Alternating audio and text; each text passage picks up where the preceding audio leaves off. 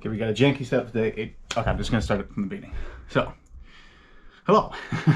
My name is Duncan Alderdice, and the reason I'm making these videos is to document the journey I take as I become the person I am. So, today was an absolutely hectic day. We'll start off with, like, the noon to 12 period was just, it was chaos, and I was exhausted. So, 55 dials only. However, 3 booked demos, which is, I'm so paranoid it's gonna, which is like incredible. But so essentially what happened, making dials in the morning, people connecting, for the most part, it was just like burning through numbers or just voicemail, double dial, whatever.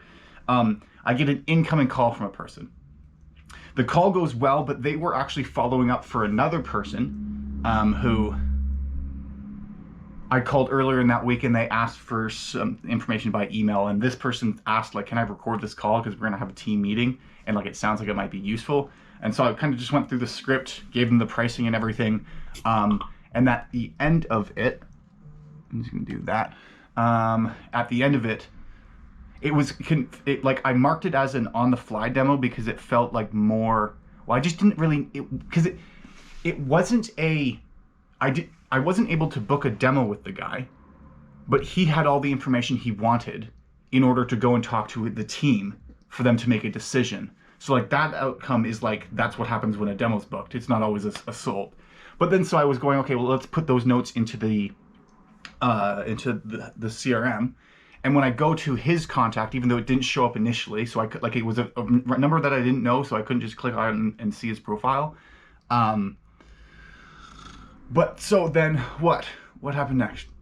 When I actually found his profile just by searching his phone number, or, you know, his email after doing Google search, whatever, I found the person who called me, and he had a demo booked with a different account executive later that afternoon, which was just strange. And then, like, looking at everything, what it turned out to be was such that the guy I talked to on Tuesday read my email, liked what was in it, sent it to his associate.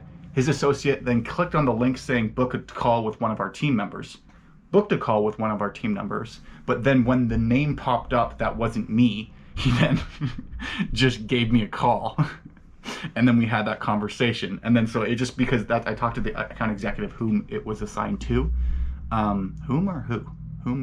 which it was assigned, it doesn't matter. Who was assigned to, that does matter, but whom it was assigned, for which it was assigned. And they said that, they said that in the morning they didn't have that demo, but then like after the demo that they held, it popped up in their calendar. So then I don't really know what happened there. But so that one technically counted, and sales manager said that it would. But then as I'm kind of running through the notes and trying to figure out what exactly happened, then I get another incoming call from a call that I had made and left a voicemail for. And at the end of that 12-minute conversation, the guy was interested and he wanted to book a demo, except he wanted it to be on Saturday. So then there was just another step. It couldn't work with the calendar, but that was that. And then so I just had like a bunch of things that I had to make sure that I did, because everything just kept coming in one after the other. And I wanted to make sure that I had the information in the CRM. But then I got a notification being like, oh, your call is due today, right at this time. And so I thought, like, I could just procrastinate that. And I went, no, don't procrastinate. Just make the call. It's set up for that. We set it at this time because that's what the email that says when we will call. So let's make sure we're on that. So I talked to this guy, and he seemed interested, skeptical, had used programs similar to it in the past, which is an advantage to us because pretty much all of the point of differences are the main pain points that the competition tends to have. Like, and what he really liked is that the fact that the prospects that we would send them on a monthly basis would be exclusive to the partner and not shared amongst different sort of advisors. Like, he really was frustrated by that. But then it was amazing because, like, then he likes to talk, but he kept asking questions, and I always was able to answer them. And what I liked is, like, every answer that I gave was like literally the perfect response. And I don't mean like I gave a great response, go me. I mean more the value proposition that Planswell has like solved every single, like everything about Planswell was exactly the opposite of what he didn't like about the other people doing it. So then it just like I could say nothing wrong pretty much. But then I made it clear like halfway through that my job was just to kind of book an appointment with another person who can answer more of the questions. But then like 32 minutes into it, I'm still talking to him, and I feel confident that he's a qualified guy and is going to book. But like I mean, I'm not supposed to be talking to people for this long, and not that I'm not supposed to be, but more like my job is to figure out, are you the type of person that we solve the problem for, and do you want to solve it?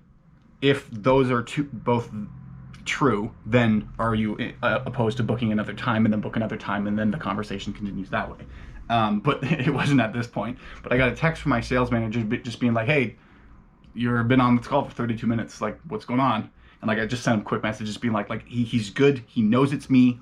I'm booking an appointment. I think I can actually get an appointment out of him.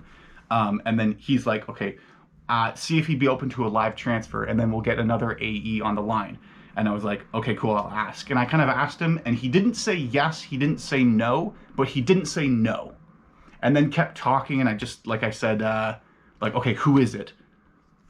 And then eventually got a name for the account executive. And like we're talking. And then like I go like, okay, so like, would you be open to me transferring you to his name? And then like you guys can continue the conversation. And he's like, yeah, for sure. And like at the end of it, he's going like, you've done a really good job, like answering my questions, and I appreciate that. And ultimately from that call with the new AE closed. So it was like a one call team close, which was it fired me up. I was like out for the afternoon after that. Like it was stressful once I got caught up with everything. But one thing that I remember saying on the call, because I believed it to be true, is the fact that like I had been answering all his questions openly and transparently, but only because I work for a company where the philosophy encourages that, coming from the CEO, is like, if they have a question and you don't know the answer, like say it. Like don't lie or kind of sugarcoat anything. Which allows me to be the person I am, which is more like authentic and open. Like I don't want to lie. So then I think it was just more cool to recognize the fact that, no, hold on. It wasn't a sales pitch. It was an accurate description of the reality I find myself in, and that this guy could be a part of. It's not like going like, oh, this is a super dream outcome. You're going to make so much money with us. Every answer that I gave was the truth. And so therefore you can trust that. And I'm just glad that I'm